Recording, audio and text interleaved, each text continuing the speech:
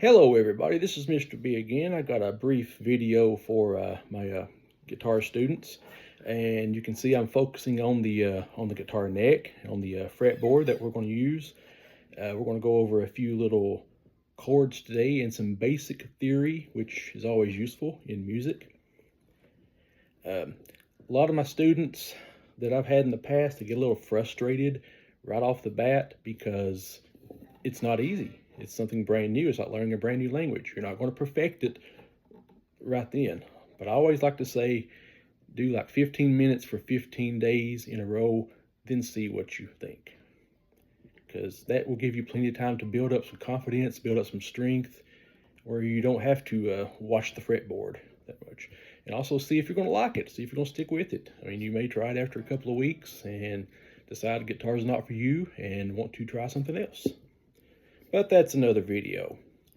Like I said, we are going to focus mainly on the first 2 or 3 frets. These are, of course, called frets. It is the space in between the fret bars. And by pressing on certain places along the fretboard, we get different sounds and different keys. Now, a properly tuned guitar is in E, first string E, second string A, third string D, G, B, and another high E, which is that. Mine is close enough for rock and roll. It's just a little bit out, but that's okay. Now, you can buy tuners, you can buy inline tuners, you can buy things that clip on the headstock. I personally just use my ear, or if I need to fine tune it, there's apps out there that's free. So you just do whatever you want to, but just remember it's E, A, D, G, B, E. If there were other strings underneath this E, they would follow the same course. We have a very high sounding B and a very high sounding D, and of course a very high sounding G, and so on. Now, so we are going to start out with a few little simple chords. Okay, there are 7 main major notes in music, and we use the alphabet to name those. We have A, B, C, D, E, F, G. And if you watched my piano lesson video, if you did, if you didn't, anyway, those are just repeated over. For instance, this top string is an E. There's also an E here. There's also an E here. You have an E here, and there's a couple more scattered throughout the fretboard. So it's just like a piano, but unless you have fingers that are about 1 foot long, it's kind of hard to reach them. So a chord are 3 of these notes, and of course you've got your majors and minors throughout, your sharps and your flats throughout. A chord are 3 of these notes in unison to make a sound. It's called a triad sometimes, because tri is 3, T-R-I. Okay, so the first note that we strike is going to give it the name of the chord, if you will. A chord is made up of the 1, 3, and 5 notes of those 7 notes that you're choosing. The top string of this guitar is E. I'm tuned in E. E is 1. F is 2. 3 is G. 4 would be A. Yeah, I forgot my alphabet for a second. 5 would be B. So E, G, and B. E, and a properly tuned guitar, E. 2nd fret is B. The open string for the 3rd one is D. So that was another E right here. I'm upside down. And this string open is G.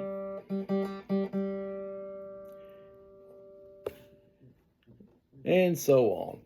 So a simple way to get started, to where your fingers get used just to the amount of pressure that you put on a fretboard. I like to tell people starting out to squeeze it like it's a tennis ball. Hard, but not so hard you're going to break every bone in your fingers. If you do get some hum, if it sounds kind of mute sounding, you're not pressing hard enough. You don't want to press on the metal fret bar, because that's going to be muted. And also you can hear some hum in there. You want to give the proper amount of pressure in order to get a pretty clear sound. Okay, a good starting place using the open E string, the top string E. Now this is not the correct chord as far as the book goes, but this is a good way to just line up how much pressure and to get the feel of it. So this, I think, is technically called an E5. It's a good power chord. Using however many fingers you can. Some people use one. I'm pressing down. I'm only going to hit the top 3 or 4 strings. I'm not going to worry about these down here. All right, we'll just want to get the feel of the fretboard now.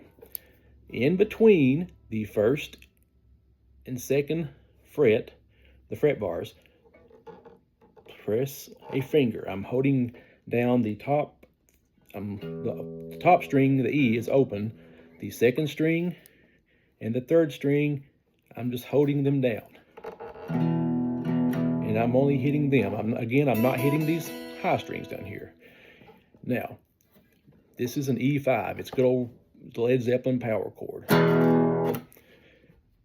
You can use one finger. You can use 2 fingers. You can use 2 of those.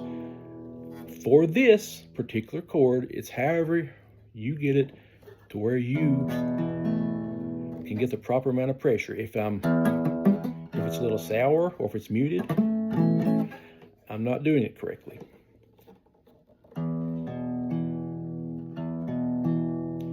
Okay, that is an E5. Now, using that same technique, let's go to the second string. It is an A. So this chord will be called an A chord. I'm going to do the same thing. I'm going to hold down the 2 or 3 strings under that one. I'm not even going to touch this very top E string. My chord is named A. So I'm going to be worrying about leaving the second string open. On the second fret, hold down the next couple strings underneath it.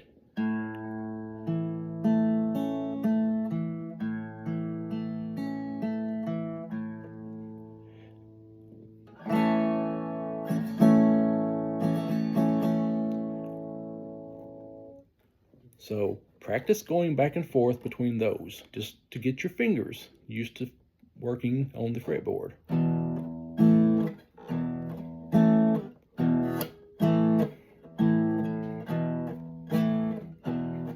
If it buzzes like I just had a second ago, I must have bumped something else. I'm trying to, if my chord is an E chord, I want that string to be open. If I'm playing the A chord, I don't want to be touching that string because it kind of buzzes out, which sounds pretty sour.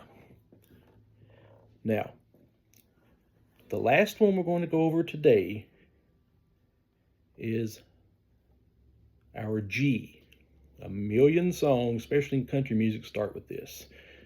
If we know our ABCs, or at least our first 7 ABCs, we can find this note. E, F, skip a fret, G. Most guitars have dots for markers, and they're also located along the top. So this is my G. Top string, 3rd fret, not there, not there, right in the middle. Okay. And enough pressure that you can hear it clearly. Okay, G is 1, A is 2, B is 3. So, hey, unless I have long fingers to hit this and this at the same time, I need to find it on a closer string. A is this one, which we talked about just a minute ago. Skip a fret. B, 2nd fret. So I'm going to put middle finger on the 3rd fret. Excuse me for doing this. Pointer finger on the 2nd fret. Now, you can put your ring finger down here because the top and bottom strings are twins, just different frequencies, different pitches. But just for time being, to get comfortable, let's just do that. My middle finger is only touching the top string. I'm not touching any other string. My pointer finger is only touching the 2nd string on the 2nd fret, nothing else. If it touches something else, it's going to sound bad. It's going to sound sour. So you might have to crop your finger up where you can get in a position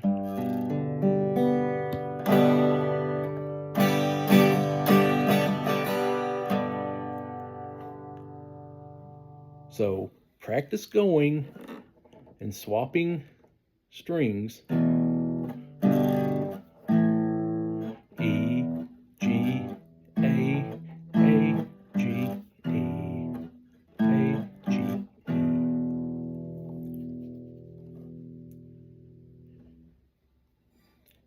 Well, that's a good first little step on this. And just remember, give it time. My first guitar that I got when I was a kid, I was so mad at it that I stomped it. Took me a couple of years to realize that it wasn't the machine's fault, it was my fault. So don't give up.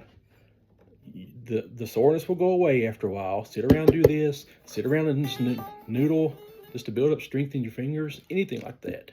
But you will enjoy it if you stick with it. Thank you. I'll see you next time.